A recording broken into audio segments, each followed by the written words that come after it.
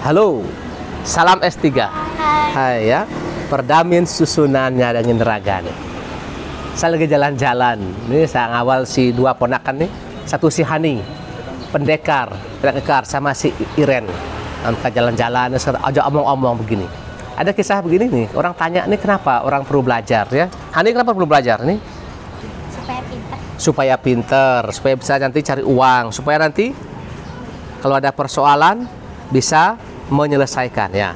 Orang mengatakan begini, quod utile non semper iucundum est. Sesuatu yang berguna tidak selalu menyenangkan. Itu belajar itu ya. Orang membaca itu nggak menyenangkan itu. Pengalaman saya mengajar selama berapa tahun ini, anak tuh senangnya tuh main game. Kalau handphone tuh dia apa tuh TikTok itu yang nggak jelas itu. Kemudian kan sudah baca buku dia mengantuk langsung. Sesuatu yang berguna itu harus dipaksakan. Kalau saya di Senari ini, saya paksa anak tuh bisa gosok WC. Bangun pagi itu nggak menyenangkan itu. Baca buku. Tapi kalau mereka lihat hal yang film-film yang cinta-cinta, film Korea, mereka mata melotot sampai mau keluar. Tapi begitu ada bahasa Latin, langsung menguap semua. Nah ini Iren sama Hani ini mudah tidak begitu ini ya. Kamu dua pintar kan? Ya mereka dua semangat belajar. Karena menurut saya sesuatu tuh yang baik harus dilatihkan sejak kecil. Karena apa? Supaya itu menjadi kebiasaan, menjadi habitual action. Bangun pagi misalnya. Kalau orang tidak bisa bangun pagi, saya pernah omong dengan para pedagang, kalau nggak bisa bangun pagi, nanti dia punya rezeki hilang. Sama dengan embun, yang kita jumpai hanya pagi hari. Tapi begitu matahari muncul dia hilang panasan. Sama seperti itu. Sehingga saya senang sekali dengan dua ponakan ini, supaya mereka nanti ke depan mereka bisa bangun pagi, bisa ngepel. Jangan makan terlalu banyak ya. Nanti mereka tidak gendut nanti. Ada jadi muder dia, lemu gider-gider begitu. Kemudian, mengapa hal yang karena begini ya, karena seperti benih ya. Benih kalau sejak kecil dia dilatih tumbuh, dia miring, kenceng kan dia tidak patah. Tapi kalau sudah besar dia menceng, ditarik patah dia. Mungkin halnya tugas belajar seperti itu. Sehingga anak diarahkan sejak kecil, dituntun sehingga kalau sudah besar terlatih terbiasa. Bangun pagi, buang sampah di mana, rapi ya, kamar tuh rapi, bukan berantakan. Itu bukan tiba-tiba, semua perlu proses latihan. Sehingga mengapa di asrama khususnya yang saya alami, kita punya aturan yang jelas. Anak bilang bosan, boring. Saya omong sama mereka, kalau boring berarti kamu tidak menyadari untuk apa kamu datang ke seminari, datang ke asrama. Ada hal-hal yang baik selalu dilatihkan di sana, diulang-ulang sedemikian rupa. Ya itu namanya hal yang baik. Karena pengalaman saya, anak lebih gampang ikut yang tidak baik. Bangun terlambat, buang sampah sembarangan, kencing tidak disiram, itu kan hal yang gampang sekali. Tapi untuk buatan yang bersih, setelah kencing digosok semuanya, baju dirapikan, perlu latihan. Dan bukannya sekali, berkali-kali, 1000 kali belum cukup. Sehingga itu menjadi internalisasi, menjadi milik sendiri. Nah, sehingga pada kedua inilah tuh satunya bertanya gempal, satu yang asing. Mereka pintar nyanyi dua-duanya ya. Main organ pintar. Karena apa? Dilatihkan tiap minggu 2 kali. Kadang menangis sedikit, bilang tidak bisa. Ya kan Iren sama Hani? Ya enggak? Nah, kenapa begitu? Karena kamu tidak melihat apa gunanya belajar organ, bukan? Nanti kalau bisa, kamu keren nanti tampil, langsung organis Hani sama Iren. Orang suka sama kamu nanti. Bima bilang, hebat Hani, hebat Iren. Wah, kamu rebutan semuanya. Oleh karena itu, quod utile non semper iucundum est. Sesuatu yang berguna, entah itu belajar, membaca, bekerja, tidak menyenangkan. Tapi harus dilatihkan sejak saat muda, sehingga pada saat mereka besar, itu sudah menjadi kebiasaan, habitual action. Dengan sendirinya, lihat rumah kotor dia bersihkan, ya. Lihat buku berantak dia rapikan, dan suka baca buku, penting dia baca. Apapun dia baca.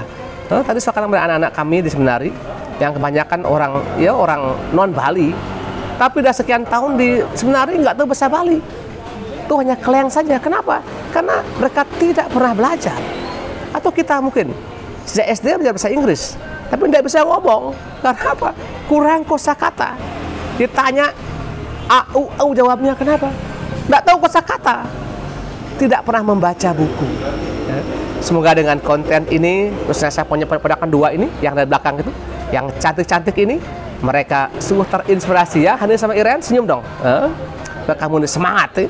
Kalau belajar organ, perlu nanti mengalahkan Mozart ya, mengalahkan Beethoven. Wah, harus punya mimpi itu. Mimpi tanpa latihan omong kosong. Ingin pintar, tidak pernah baca buku. Bukumu kamu simpan baik-baik, rapi semua. Wah, bahasa Inggris kamu tidak pernah baca. Wah, kacau semua. Oleh karena itu, hal yang menyenangkan sekali kalau melihat anak-anak kecil terbiasa dengan hal yang baik ya. Saya senang kalau orang tua tuh ngajarin anaknya buang sampah di mana ya, sandal dirapikan di mana. Menyenangkan sekali. Ketimbang anak kecil nih baru bangun nih, baju tidak jelas ini, sudah pegang HP, mata belum melek sudah pegang HP. Dia bau kencing, bau popok nih, terlalu sekali. Seandainya seperti itu, kita bisa buat apa? Saya yakin Anda setuju dengan saya bahwa hal yang baik harus dilatihkan sejak kecil. Tanpa latihan omong kosong, tanpa latihan, apalagi hal soal kejujuran, soal disiplin, sudah bel, jalan santai nih, macam ulat pelan-pelan, sudah bel langsung lari kah? Nah, dan bagaimana mungkin terjadi tanpa latihan? Nah, begitu. Sehingga dengan semboyan ini saya ulang-ulang di mana-mana. Quod utile non semper iucunum est. Ketika dilatihkan berat, suruh bangun pagi masih mengantuk, suruh membaca buku sudah mengantuk, dipaksakan. Sudah besar, oi hebat nih, baru merasakan gunanya. Sama dengan kami dulu waktu asrama itu kecil. Sekarang betul akibatnya, jam 4 sudah bangun, harus bangun. Tanpa itu semua terlambat semuanya. Akhirnya saya menegaskan sekali lagi bahwa untuk kita semua sudah orang tua, jangan pernah merasa bersalah kalau Anda bisa mengajarkan hal-hal yang baik setiap hari, setiap diulang-ulang, agar hal yang baik itu menjadi kebiasaan bagi anak itu. Menjadi dia punya habitual action. Sehingga pada saatnya nanti kita boleh berbangga sebagai orang tua, dan kita punya anak-anak begitu terampil, cekatan, tahu etika, tahu kebersihan, karena dilatihkan. Tanpa latihan, apapun tanpa latihan tidak bisa. Tentara yang terampil menembak tanpa latihan tidak bisa. Sniper yang paling jago sekalipun, setiap hari latihan 8 jam menembaknya.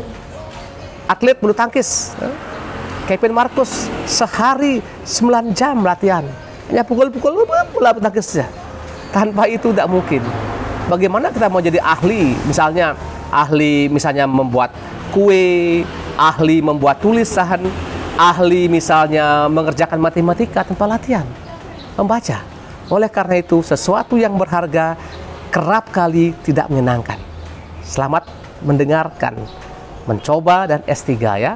Sebagai Hani Iren, senyum yang bagus. Supaya kamu nanti setelah pulang dari sini, kamu jadi langsing dan pintar ya. Orang tamu senang. Mamamu tersenyum terus ini. Tiap hari dia ngomel-ngomel, berhenti ngomel, tapi tertawa terus karena kamu baik semua. Amin. Sampai jumpa.